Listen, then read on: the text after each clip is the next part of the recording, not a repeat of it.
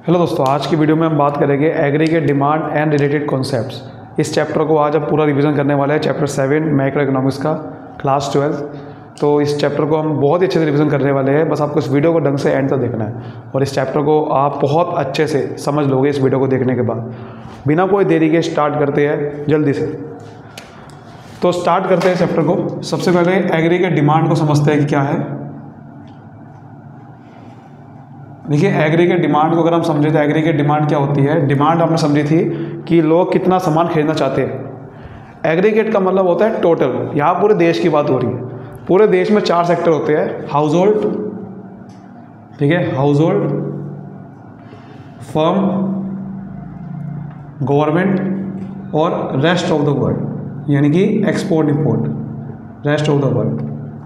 ये 4 सेक्टर कि अगर मैं चारों सेक्टर की मैं डिमांड प्लस कर दूंगा तो उसे एग्रीगेट डिमांड बोलते हैं। एग्रीगेट डिमांड एक मतलब है कि जो ये 4 सेक्टर कितना सामान खरीदना चाहते हैं, ठीक है, विलिंग, और एक साल के अंदर कितना सामान खरीदना चाहते हैं, that is called aggregate demand. ठीक है, कि चारों सेक्टर कितना सामान या सर्विस खरीदना चाह रहे हैं उसको बोलते हैं एक साल के अंदर एग्रीगेट डिमांड होता है। यानी कि ये एक प्लान्ड एक्सपेंडिचर होता है। ध्यान रखना बात, प्लान्ड एक्सपेंडिचर का मतलब होता है एक्चुअल नहीं है, चाह रहे हैं, कितना सामान खरीदना चाह रहे हैं एक साल के अंदर, ठीक है, 1 अकाउंटिंग ईयर। तो अगर आपने फर्स्ट चैप्टर पढ़ा होगा स्टॉक कॉन्सेप्ट और फ्लो कॉन्सेप्ट, तो अगर एक साल आ गया तो ये स्टॉक कॉन्सेप्ट नहीं है, ये क्या बन जाएगा, ये बन जाएगा फ्लो कॉन्सेप्ट। तो AD is a flow concept. AD actual expenditure नहीं होता, AD प्लान होता है। AD एक फ्लो कॉन्सेप्ट है। एक अकाउंटिंग ईयर में AD में चारों सेक्टर की डिमांड आती है, ठीक है, चारों सेक्टर की। तो अब पढ़ते हैं AD की कंपोनेंट्स। और ये आपको बता दूं कि AD की कंपोनेंट आप लोग पढ़ भी चुके होंगे। नेशनल इनकम का एक फॉर्मूला था एक्सपेंडिचर मेथड का। तो AD के कंपोनेंट आते हैं AD is equal to C plus I plus G plus X minus M, यानी कि private household, private final consumption expenditure. Private का मतलब हाउस होल्ड वाले, हाउस होल्ड कितना खर्चा कर रहा है, 4 सेक्टर है ना, हाउस होल्ड कितना खर्चा कर रहा है उसे बोलते हैं C, private final consumption expenditure. Firm जो कर रही है उसे बोलते हैं इन्वेस्टमेंट एक्सपेंडिचर। गवर्नमेंट जो कर रही है G, गवर्नमेंट एक्सपेंडिचर। और रेस्ट ऑफ द वर्ल्ड का मतलब होता है एक्सपोर्ट, एक्स का मतलब एक्सपोर्ट में से इंपोर्ट माइनस कर दो तो उसे क्या बोलते हैं, उसे बोलते हैं रेस्ट ऑफ द वर्ल्ड। तो AD 4 सेक्टर में ऐसे निकलती है। लेकिन अगर आप पूछे AD 2 सेक्टर में कैसे निकलती है, और ज़्यादातर हम पूरे चैप्टर में 2 सेक्टर की बात करेंगे। कौन कौन से सेक्टर, हाउस होल्ड और फर्म। तो 2 सेक्टर में AD का फॉर्मूला होता है C प्लस I, यानी कि private final consumption expenditure plus investment expenditure. तो AD 2 सेक्टर की ज़्यादातर बात करेंगे। अब AD को डायग्राम बनाना सीखते हैं। AD का कैसे डायग्राम बनता है। तो देखो, एक शेड्यूल आपको हमेशा ध्यान रखना है। ये शेड्यूल पूरे चैप्टर में काम आएगा, इससे अगले चैप्टर में भी काम आएगा। तो एक शेड्यूल पूरा याद कर लो। याद क्या करना है, समझ लो बस क्या करना है। देखो, Y यानी कि इनकम, नेशनल इनकम। C मतलब कंजम्पशन एक्सपेंडिचर, ठीक है, प्राइवेट फाइनल कंजम्पशन एक्सपेंडिचर से बोलते हैं। I का मतलब इन्वेस्टमेंट एक्सपेंडिचर। और AD हम निकालें। AD का फॉर्मूला क्या है, 2 सेक्टर में C प्लस I। तो इनकम को हमेशा क्या मानना है, 0, 100, 200, 300, 400, 500, इस तरीके से मानना है। इनकम हमेशा 100 से बढ़ानी है। कंजम्पशन 0 लेवल पे 40 होता है, इसको ऑटोनोमस कंजम्पशन बोलते हैं। यानी कि ऐसा, क्योंकि आपकी इनकम नहीं भी है फिर भी आपको खर्चा करना पड़ता है बेसिक नेसेसिटी के लिए, जो आपकी बेसिक सर्वाइवल के लिए खर्चा करना पड़ता है, वो आपका 0 लेवल पे होता है। फिर आपको कंजम्पशन 80 से बढ़ाते जाना है, ठीक है। सबसे आसान शेड्यूल होता है 80 से। 80 बढ़ाओगे तो 120 आता है, फिर 80 बढ़ाओ 200 आता है, फिर 80 बढ़ाओ 280 आता है। इस तरीके से आपको कंजम्पशन का शेड्यूल बनाना है। मैं आपको डिटेल में, मैंने एक वीडियो बना रखी है कि ऐसा क्यों होता है, मतलब आपकी रिवीजन वीडियो है ये, तो इसलिए मैं आपको ज़्यादा डिटेल में बताऊंगा कि ये 100 में 120 कैसे हो रहा है। स्टार्टिंग में कंजम्पशन ज़्यादा होता है इनकम से भी, क्योंकि आपके खर्चे ज़्यादा होते हैं शुरुआत। आई आपको कॉन्स्टेंट मानना है। इन्वेस्टमेंट फर्म कॉन्स्टेंट करती है, वो बदलती नहीं है। तो मैंने मान लिया 20-20, ठीक है, 20-20। AD कैसे निकलेगा, इन दोनों को प्लस करके। तो 40 प्लस 60, 40 प्लस 20, 60 हो गया। 140, 220, 300, 380, 460, ठीक है। एडी का अगर मैं ग्राफ की बात करूं तो एडी का ग्राफ किस तरह से बनेगा, यहाँ पर इनकम लेनी है, यहाँ एडी हो गया एक्स और वाई। देखो इनकम, देखो पहले सी का ग्राफ बना दो। सी का ग्राफ कैसे बनेगा, सी जो है जीरो लेवल पे 40 होता है, तो ये जीरो से स्टार्ट नहीं होगा, इस तरह से होगा, उसके बाद बढ़ता जा रहा है। आई इन्वेस्टमेंट 20 से स्टार्ट हो रहा है, तो थोड़ा नीचे बनाना है, ये बिल्कुल बढ़ नहीं रहा है, ये बिल्कुल कांस्टेंट है, तो आई का ग्राफ बिल्कुल ऐसे बनेगा। एडी इन दोनों के ऊपर बनेगा क्योंकि इन दोनों को प्लस करके निकलता है, और एडी जो है बिल्कुल सीधी लाइन बनेगी वो भी, बट और ये दोनों हमेशा पैरेलल बनेंगे। एडी और कंजम्पशन का पैरेलल क्यों बनेंगे, पैरेलल क्यों बनेंगे, देखो पैरेलल इसलिए बनेंगे बिल्कुल क्योंकि एडी और कंजम्पशन, एडी में से अगर मैं कंजम्पशन माइनस कर दूंगा तो इन्वेस्टमेंट आता है, और इन्वेस्टमेंट क्योंकि कांस्टेंट है, इन दोनों के बीच में इन्वेस्टमेंट है, क्योंकि इन्वेस्टमेंट कांस्टेंट है तो इसलिए इनका जो गैप है वो कभी कम नहीं होने वाला, वो कांस्टेंट होने वाला। तो इस तरीके से बनेगा। अगर आपसे पूछे एडी के बारे में तो एडी देखो एक पॉजिटिव स्लोप कर्व है, कंजम्पशन पॉजिटिव स्लोप कर्व है, मतलब इनकम के साथ बढ़ता जा रहा है, इसलिए पॉजिटिव स्लोप बोलेगा। इन्वेस्टमेंट स्ट्रेट लाइन है, सिंपल। एडी स्टार्ट कहाँ से होता है, एडी स्टार्ट होता है इन दोनों को प्लस करके, यानी कि कंजम्पशन और इन्वेस्टमेंट को प्लस करके। जीरो लेवल पे एडी 60 है, यानी कि जीरो लेवल पे, क्योंकि ऑटोनोमस कंजम्पशन होता है, इन्वेस्टमेंट भी होती है, इसलिए एडी भी जीरो लेवल पे होता है। बात समझ में आ गई यहाँ तक, ये था एडी के बारे में। अब बात करते हैं जरा एग्रीगेट सप्लाई। एग्रीगेट सप्लाई क्या होता है, एग्रीगेट सप्लाई जिसे एएस बोलते हैं। एग्रीगेट यानी कि वही चारों सेक्टर के प्लस करके। यहाँ सप्लाई का मतलब यह है कि प्रोड्यूसर कितना सामान और सर्विस बनाना चाहते हैं, एक्चुअल में कुछ नहीं बनाया, जैसे वो भी एक्चुअल में कुछ नहीं खर्चा किया, तो कितना प्रोड्यूसर सामान या सर्विस, गुड्स और सर्विस बनाना चाहते हैं during a period of 1 year, एक साल के अंदर। सिंपल, एएस का यही मतलब है, ठीक है। और एक चीज़ समझनी है कि एएस कैसे निकलता है। एएस हमेशा इनकम के इक्वल होता है, इनकम एएस हमेशा वाई के इक्वल होता है, क्योंकि आपने फर्स्ट चैप्टर पढ़ा सर्कुलर फ्लो में, जितना सामान बनता है उतना ही इनकम भी जनरेट होती है, ये हमने पढ़ा था फर्स्ट चैप्टर में सर्कुलर फ्लो में। जितना सामान बनेगा उतना ही बेसिकली फैक्टर इनकम आती है, तो वही फैक्टर इनकम नेशनल इनकम की बात हो रही है यहाँ पर, ठीक है। तो जितना सामान बनता है उतनी इनकम आती है, ये सर्कुलर फ्लो में पढ़ चुके हैं, ज़्यादा डिटेल में नहीं बताऊंगा उसको मैं, आप देख सकते हो वीडियो। तो जितना सामान बनता है, इसलिए इनकम और एएस हमेशा बराबर रहते हैं। वैसे एएस का फॉर्मूला होता है C+S, यानी कि जितना खर्चा किया और जितना सेविंग किया, क्योंकि इनकम कैसे निकलती है, खर्चा और सेविंग, क्योंकि इनकम में से या तो खर्चा करूंगा या सेविंग करूंगा, तो दोनों को प्लस कर लो, एएस आ जाएगा। बेसिकली ये इनकम का फॉर्मूला ही है जो एएस का फॉर्मूला है। तो ये रहा इनकम, ये रही कंजम्पशन, जो भी विषय बताया था। सेविंग कैसे निकलती है, इनकम में से खर्चा माइनस कर दो तो बचा कितना पैसा वो निकल जाएगा। 0 - 40 -40, माइनस में सेविंग आती है स्टार्टिंग में। 100 - 120 20 -20, यहाँ 0, यहाँ 20, यहाँ 40। तो आप ध्यान से देखो, सेविंग बढ़ती जा रही है, तो जैसे जैसे इनकम बढ़ती है सेविंग बढ़ती है। अब एएस निकालना है तो 40 + -40 0, 120 - 20 100। तो आपको निकालने की जरूरत नहीं है, आप सीधा कॉपी करके लिख दो ना, इनकम और एएस बराबर होते हैं, मैंने बताया आपको। तो इसलिए आपसे कोई पूछे, इनकम और एएस हमेशा बराबर होते हैं। इसका ग्राफ बनाओगे तो बेसिकली इसका ग्राफ बिल्कुल इस तरह से बनेगा, बिल्कुल सीधा 45 डिग्री लाइन बनेगी, क्योंकि ऑब्वियसली बात है नीचे इनकम है और इधर एएस है। जो पॉइंट आप यहाँ लोगे 0, 100, 200, वही पॉइंट आप यहाँ लेने वाले हो 0, 100, 200, क्योंकि एएस और वाई बराबर होते हैं। अब क्योंकि ये दोनों बराबर है, इसलिए जो ग्राफ बनेगा वो बिल्कुल बीच में बनेगा।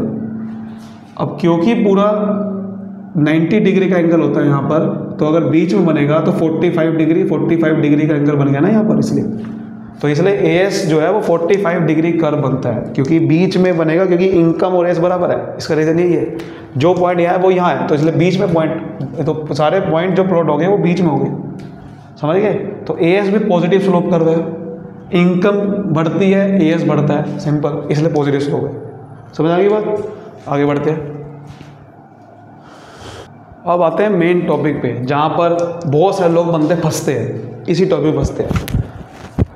तो ये टॉपिक बताऊंगा मैं। देखो propensity to consume, propensity to save, यानी कि प्रोपेंसिटी टू कंज्यूम का मतलब कि कंज्यूम यानी कंजम्पशन फंक्शन, ये टॉपिक भी है कंजम्पशन फंक्शन का है ये, इसको कंजम्पशन फंक्शन भी बोलते हैं कि इनकम के साथ क्या रिलेशन है कंजम्पशन का, कि कंजम्पशन इनकम के साथ कैसे बदलती है। ऐसे ही सेविंग फंक्शन बोलते हैं ऐसे कि सेविंग कैसे बदलती है इनकम के साथ। देखो इसको निकालने, इसको मेज़र करने के लिए दो तरीके होते हैं, इसको APC और MPC, इसमें भी दो तरीके होते हैं, APS MPS, यानी कि average propensity to consume, marginal propensity to consume. पहले इसकी बात करते हैं। एवरेज प्रोपेंसिटी टू कंज्यूम कैसे निकलता है, कंजम्पशन को इनकम से डिवाइड कर दो, यानी कि कंजम्पशन को इनकम डिवाइड कर दो तो आपको समझ में आएगा कि इनकम में से कितना खर्चा कर रहा हूँ मैं। MPC निकलता है, MPC का मतलब होता है कि जितना कंजम्पशन में चेंज और इनकम में चेंज हुआ उसके हिसाब से कंजम्पशन में कितना चेंज हुआ, तो delta C upon delta Y, change in consumption upon change in income. इसकी बात करें APS का मतलब एवरेज प्रोपेंसिटी टू सेव, यानी कि इनकम में से कितना सेव कर रहा हूँ, तो ऐसा बोल रहा है।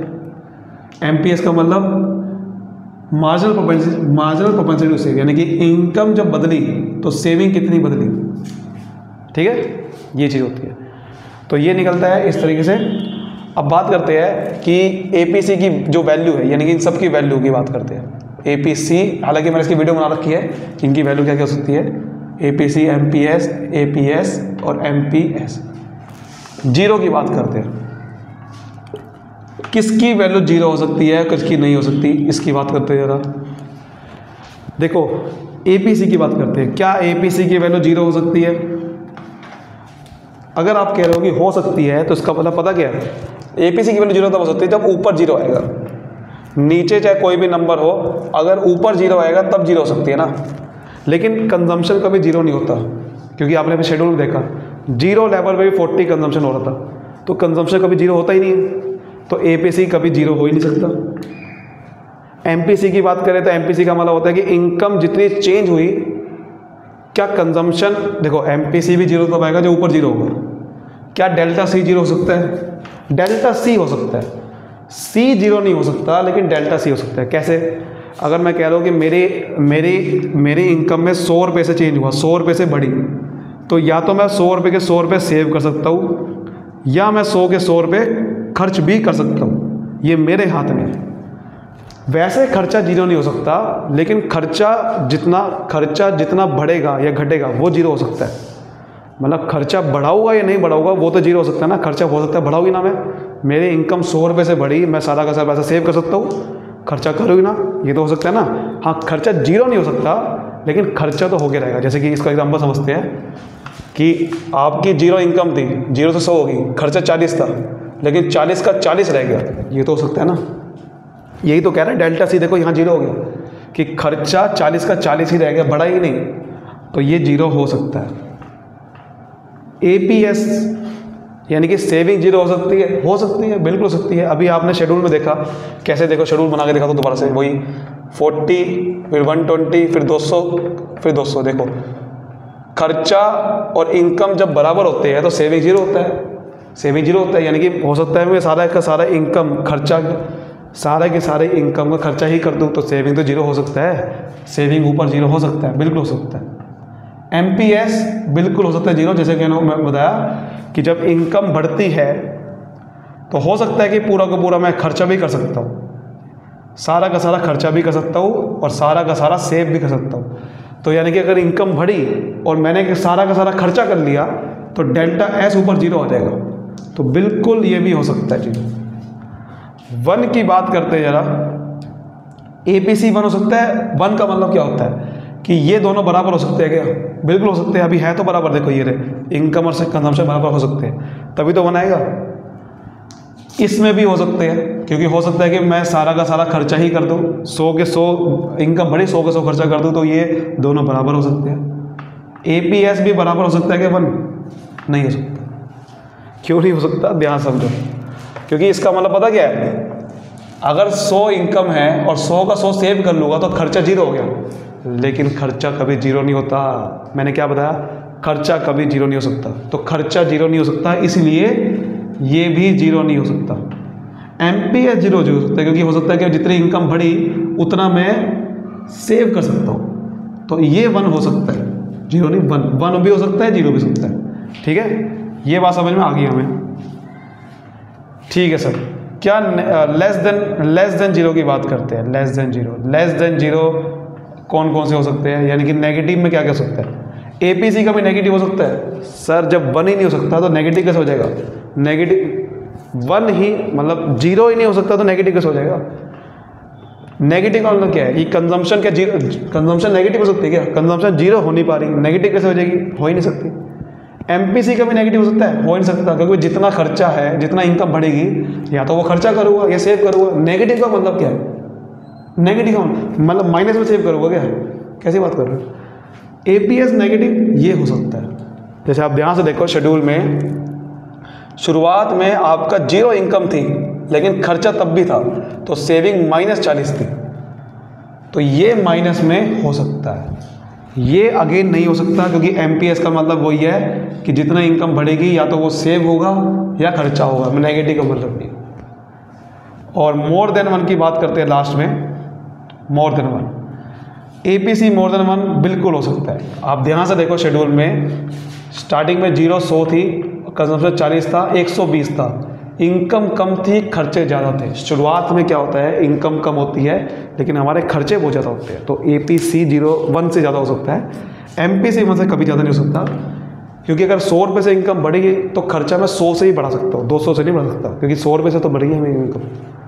APS भैया, APS 1 से ज़्यादा कैसे हो सकता, 1 हो नहीं सकता तो 1 से ज़्यादा कैसे हो जाएगा।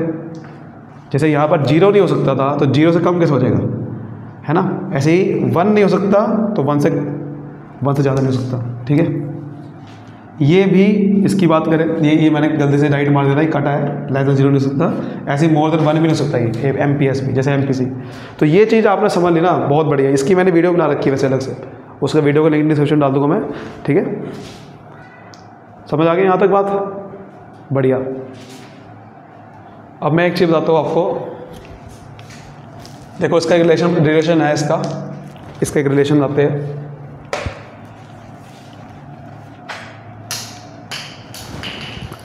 जैसे कि आपको पता है कि इनकम में से या तो खर्चा करूँगा या सेविंग करूँगा, तो इसलिए अगर मैं इन दोनों को इनकम से डिवाइड कर दूँ तो क्या बन गया, 1 = इसका, ये C/Y क्या होता है, APC, और S/Y क्या होता है, APS। तो APC और APS 1 के इक्वल होता है, यानी कि इनकम में से या तो खर्चा करता हूँ या सेविंग करता हूँ, तो APC + APS = 1। ऐसे ही जितनी इनकम बढ़ती है, मैंने क्या बताया, या तो उसको सेव करता हूँ या तो खर्च करता हूँ, या तो खर्चा करूँगा या सेविंग करूँगा। अगर मैं दोनों को ΔY से डिवाइड कर दूँ तो यहाँ से भी एक फॉर्मूला बन गया, ΔY का 1 आ गया। ΔC और ΔY किसे बोलते हैं, MPC, और ये MPS। तो एक और रिलेशन आ गया कि APS और APS 1 के इक्वल होता है, ऐसे ही MPC और MPS 1 के इक्वल होता है। तो कई बार आपको APC दे रखा होगा, APS निकालना, तो ऐसे निकाल सकते हो। ऐसे ही MPC दे रखा होगा, MPS निकालना, दिखा सकते हो, कुछ भी निकाल सकते हो आप, फॉर्मूला बन गया ना। अब हम नेक्स्ट पढ़ते हैं इसमें ही कि कंजम्पशन इक्वेशन क्या होती है। कंजम्पशन की इक्वेशन क्या होती है ये पता होना चाहिए आपको। कंजम्पशन की इक्वेशन, देखिए कंजम्पशन की इक्वेशन बोले तो C कैसे निकलता है, C कैसे निकलता है, सबसे पहले आपको ऑटोनॉमस कंजम्पशन चाहिए होते हैं, स्टार्टिंग में जो चाहिए होता है, 0 लेवल पे जो खर्चा होता है, C bar plus BY, B का मतलब होता है MPC, यानी कि इनकम, कितनी इनकम, MPC को मल्टीप्लाई कर दो, यानी कि जितने भी आपकी इनकम बढ़ी है और MPC का चल, MPC कितना है, यानी कि इनकम जब बढ़ती है तो कितना कंजम्पशन बढ़ाते हो, अगर मल्टीप्लाई कर दोगे इससे तो आप कंजम्पशन निकाल सकते हो। जैसे कि अगर आपको पता है कि मेरा MPC 0.8 है, यानी कि जब इनकम बढ़ती है तो मैं 0.8 खर्च करता हूँ, और आपको ये भी पता है कि मेरी इनकम 1000 करोड़ है और C बार है 40 करोड़, कंजम्पशन कैसे निकलेगी, 40 + 0.8 × 1000, यानी कि 40 तो स्टार्टिंग में थी, 1000 इनकम पे कितना खर्चा बढ़ा होगा, 1000 × 8, 1000 × 0.8, 800, यानी कि आपकी जो कंजम्पशन है टोटल वो कितनी होगी 840। तो ये कंजम्पशन इक्वेशन है। कंजम्पशन निकलती कैसे है तो ये पता होना चाहिए, ऐसे निकलती है। ऐसे ही अगर मैं सेविंग की इक्वेशन निकाल सकता हूँ। सेविंग इक्वेशन कैसे निकलती है? देखो, इनकम में से या तो खर्चा करता हूँ या सेविंग करता हूँ, सी प्लस एस। सी की इक्वेशन क्या है? C bar plus B Y plus S. Income को इधर, सेविंग निकालना है ना मुझे, तो ऐसा करो आप इसको इधर ले जाओ, तो y माइनस सी बार माइनस बी वाई, मैं इधर ले गया, माइनस साइन बदल गया। y और y को एक साथ लिखो, माइनस सी बार माइनस वाई माइनस, ठीक है, ये आ गया, ठीक है, ऐसा आ गया। माइनस सी बार और y को कॉमन ले लो, y को कॉमन ले लो, तो कितना आ जाएगा? 1 माइनस बी, हाँ 1 माइनस बी आ जाएगा, ठीक है, प्लस 1 माइनस बी, तो ये आ गया इस तरीके से, ठीक है। तो ये आ गया, एक्चुअली में ये प्लस में था तो y कॉमन लिया, ये प्लस में था ना, तो y कॉमन लिया तो y से y डिवाइड करा 1 आ गया, इसका आ गया। तो ये भी एक इक्वेशन होगी, ये भी एक इक्वेशन होगी सेविंग की, ठीक है। तो ये भी आपको काम आएगी, ये भी आपको काम आएगी, ये फॉर्मूले से आपको बहुत काम आएगी, ठीक है। अब लास्ट टॉपिक की तरफ बढ़ते हैं, चैप्टर का लास्ट टॉपिक। देखो, इन्वेस्टमेंट फंक्शन क्या होता है? हमने कंजम्पशन फंक्शन पढ़ लिया, सेविंग फंक्शन पढ़ लिया, इन्वेस्टमेंट फंक्शन। इन्वेस्टमेंट क्या होती है? जो फर्म करती है ना, फर्म करती है कैपिटल एसेट पे। अब दो तरह की होती है, इंड्यूस्ड, ऑटोनोमस। इंड्यूस्ड मतलब जो प्राइवेट सेक्टर फर्म करती है इन्वेस्टमेंट, ठीक है, जो प्राइवेट सेक्टर फर्म करती है। और प्राइवेट सेक्टर जो फर्म करती है वो बेसिकली प्रॉफिट कमाने के लिए करती है। तो उसका ग्राफ कुछ ऐसा बनता है कि वो इनकम के साथ बदलती है। इनकम जब बढ़ेगी तो इन्वेस्टमेंट बढ़ेगी, इनकम कम तो इन्वेस्टमेंट कम। एक होती है ऑटोनोमस इन्वेस्टमेंट, जो गवर्नमेंट सेक्टर करती है। गवर्नमेंट करती है सोशल वेलफेयर के लिए, जैसे फ्लाईओवर बना दिया, ब्रिज बना दिया, तो ये इन्वेस्टमेंट हमेशा कांस्टेंट रहती है, ये इनकम के साथ नहीं बदलती। इनकम बदले, इनकम बढ़े ना बढ़े, ये इन्वेस्टमेंट कांस्टेंट ही रहेगी, ठीक है। डिटरमिनेंट्स ऑफ इन्वेस्टमेंट अगर मुझे करनी है या नहीं करनी है, तो वो उसका डिसीजन कैसे लेते हैं? तो दो तरीके से लेते हैं। MEI, marginal efficiency of investment, पहले मुझे ये निकालना होता है, और रेट ऑफ इंटरेस्ट। मान लेते हैं कि मुझे 1 लाख रुपए का कोई मशीन खरीदी। जो 1 लाख रुपए की मशीन खरीदी उसे बोलते हैं सप्लाई प्राइस।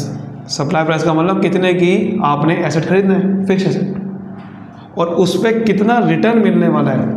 मैंने अगर मशीन का पैसा लगाया तो उससे मुझे कितना कमाने वाला हूँ, उसको बोलते हैं प्रोस्पेक्टिव यील्ड। 1 साल में कितना कमाने वाला, मान लो मैं 10,000 रुपये कमाने वाला, तो उसको बोलते हैं प्रोस्पेक्टिव। MEI कैसे निकलता है? MEI ऐसे निकलता है, आपको सप्लाई प्रोस्पेक्टिव यील्ड को ऊपर लिखना है, सप्लाई प्राइस को नीचे लिखना है, मल्टीप्लाई 100। यानी कि 10,000 रुपये कमाने वाले हो, 1 लाख लगा के, तो कितना परसेंट कमाने वाले हो उस 10% आ गया, इसको बोलते हैं MEI। ROI का मतलब ये 1 लाख रुपये जो आप 1 लाख रुपये का लोन लोगे, उस पर कितना ब्याज देना पड़ेगा, उस पर कितना इंटरेस्ट देना पड़ेगा।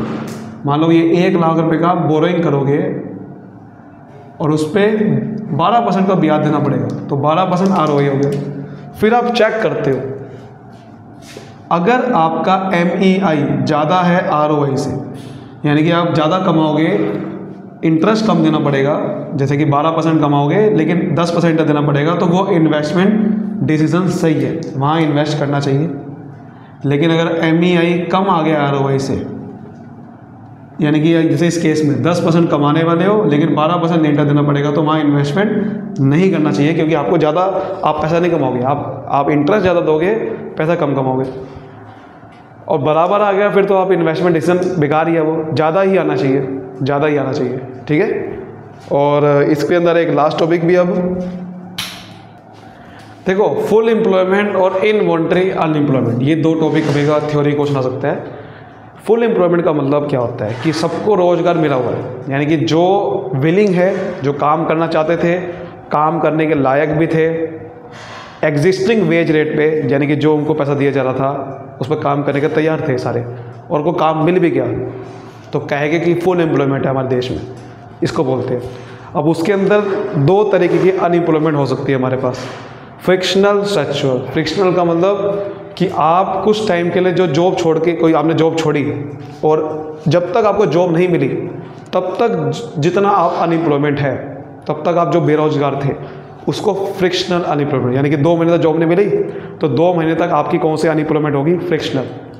स्ट्रक्चरल का मतलब होता है कि आपका कोई मार्केट में एकदम चेंज आ गया, टेक्नोलॉजी में चेंज आ गया और मिस मैच हो गई। आपको कुछ और आता था, आपको कुछ और आता था काम, एकदम से मार्केट में AI आ गया, आर्टिफिशियल इंटेलिजेंस आ गई और आपको वो आर्टिफिशियल इंटेलिजेंस आती नहीं तो आपकी जॉब चला गई। होता ना कई बार आपको जॉब से निकाल दिया जाता है कि आपको वो आता ही नहीं काम करना।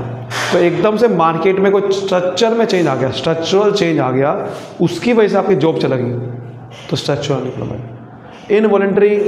इनवॉलंटरी का मतलब ऐसे बंदे जो काम तो करना चाहते थे, काम करने के लायक भी थे, एग्जिस्टिंग वेज रेट पे, लेकिन वो काम मिल नहीं पा रहा, उनको काम मिल नहीं पा रहा है, ठीक है। काम करना चाहते थे और काम करने के रेडी भी थे लेकिन काम नहीं मिल पा रहा, इसको बोलते हैं इनवॉलंटरी अनएम्प्लॉयमेंट। यही एक्चुअल में अनएम्प्लॉयमेंट प्रॉब्लम है सबसे बड़ी। करना तो बहुत सारे चाहिए, गवर्नमेंट जॉब बहुत सारे करना चाहते हैं लेकिन जगह ही नहीं है, सीट ही कम है।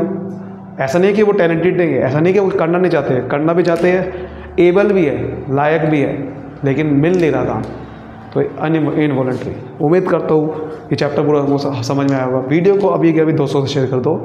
ये चैप्टर अगर पूरा समझना है इतना बेहतरीन तरीके से, जल्दी से शेयर कर दो, लाइक जरूर करना, कमेंट करना, ताकि मुझे पता चले आपको समझ में आ रहा है। Thank you so much, all the best.